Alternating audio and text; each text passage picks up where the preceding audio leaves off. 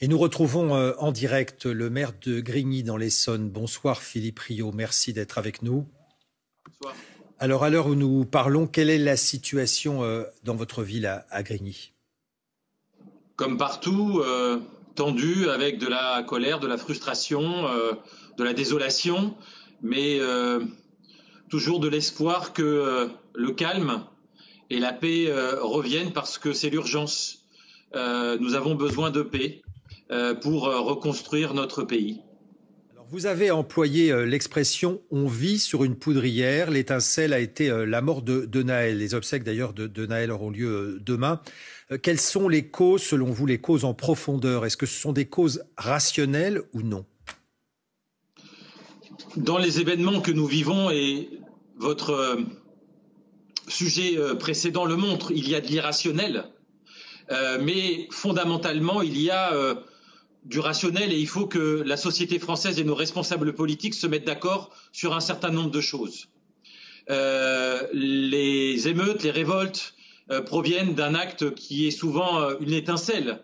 2005, le décès de Bouna Ezzied et aujourd'hui la mort de Nahel. Entre 2005 et 2023, la situation de notre pays est très différente. Notre société est fragmentée, notre société est marquée par les inégalités et dans les quartiers populaires, mais également dans la ruralité, dans les villes moyennes ou dans les bassins de reconversion, voire même dans les territoires ultramarins de la République. Il y a eu des inégalités criantes qui n'ont cessé. Et ça s'est traduit par moins de police, moins de justice, moins de santé, ne plus faire partie de la même société.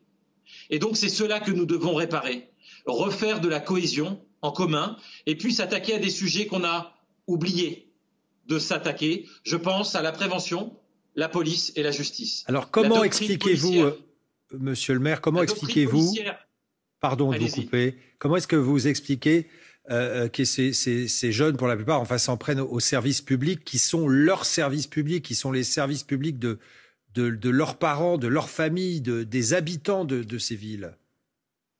C'est l'irrationnel qui a pris le pas. Nous avons passé la journée à l'entrée des écoles, à la sortie, 8h30, 11h30, 13h30, 16h30 pour écouter les parents qui ont peur. Et permettez-moi de saluer les enseignants qui ont fait un travail remarquable durant toute la journée dans les écoles pour écouter les enfants qui avaient peur. Parfois, les enfants n'ont pas dormi de la nuit. Dans les quartiers là où il y a eu des affrontements terribles, des enfants ont dormi à l'école aujourd'hui parce qu'ils n'ont pas dormi la nuit, ils ont eu peur. Donc coup de chapeau à nos enseignants qui, comme les maires et les élus locaux et les agents du service public, les casques bleus de cette période très difficile. Monsieur le maire, une dernière question. Vous faisiez référence à il y a 18 ans, ces événements tragiques de oui. 2005. Beaucoup se risquent justement à faire une comparaison, ou en tout cas de montrer ce qui s'est passé dans ces 18 ans. Est-ce que comparaison est raison en l'occurrence? Oui et non. Non, parce qu'encore une fois, la situation n'est pas la même qu'en 2005. La pauvreté a explosé dans tous les territoires. À Grigny, 50% des habitants vivent sous le seuil de pauvreté. Ce n'était pas le cas en 2005. 50% des travailleurs vivent sous le seuil de pauvreté. Nous ne vivons plus avec un salaire digne dans ce pays. Et il y a moins de soins, par exemple. L'état de la santé est catastrophique. Dans nos quartiers particulièrement, mais dans la ruralité aussi. Et donc, la société a été marquée par une accélération des inégalités dont le Covid et l'inflation actuelle n'a été que des accélérateurs. Et donc, c'est ça que nous devons réparer après le retour au calme et à la paix. Pardonnez-moi de vous interrompre, monsieur le maire. Merci beaucoup d'avoir répondu en direct à nos questions. Voilà ce qu'on pouvait dire sur cette terrible actualité.